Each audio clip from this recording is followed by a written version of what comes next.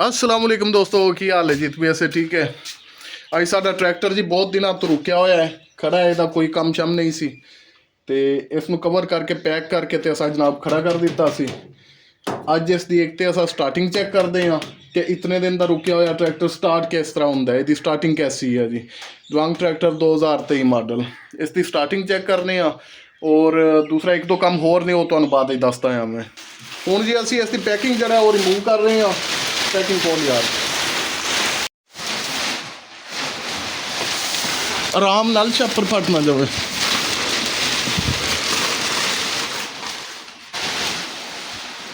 Back side वाल भी बन्ने उत्थों भी खोल लवी।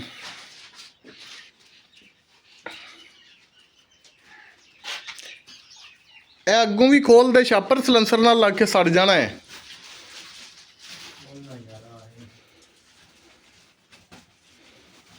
चल तो सोरा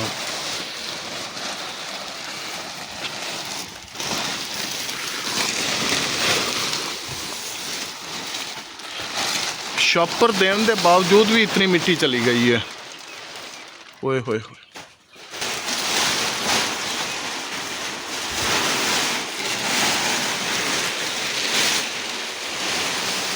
जी सब तो पहले असी इसका मोबाइल चेक करने।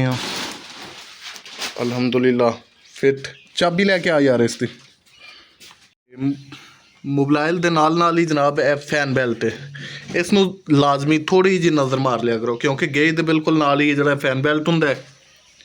फैन बेल्ट चेक करना भी एक है, मतलब अहम जुज़्व है जी।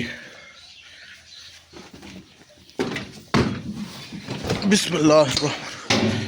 इस तो बाद जनाब ठंडा ट्रैक्टर जदों ही स्टार्ट करना है तो जनाब सब तो पहले क्लच लाजमी प्रेस करके रखा करो, ताकि क्लच जड़ी है ना प्लेट वो नाल रगड़ ज़्यादा ना खावे।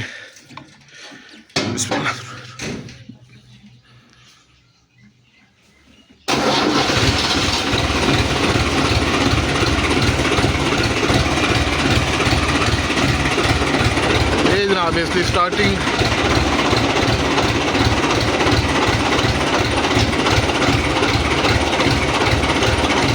और इसकी जनाब स्टेयरिंग वर्किंग वेख लवो, फुल ठंडे ट्रैक्टर की 90 डिग्री के उत्ते काम कर रहा है स्टेयरिंग।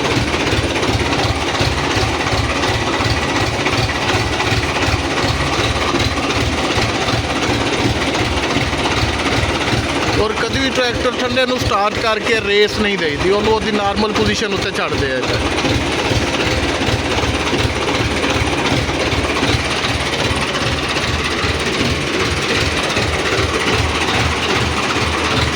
जगह उत्तों कवर है, बंद बंद है, इस करके जरा आवाज़ थोड़ी फटी फटी आ रही है।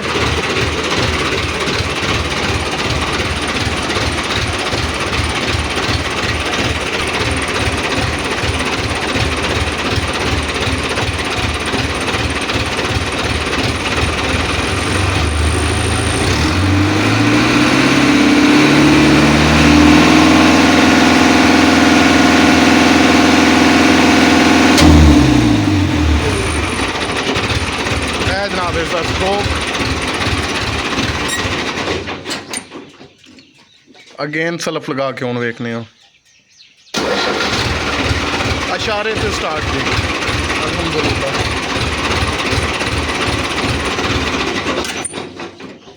ओके जी दोस्तों, करते हैं अज की वीडियो का इख्ताम। मिलते हैं एक नवी वीडियो के नाल। अल्लाह हाफिज़।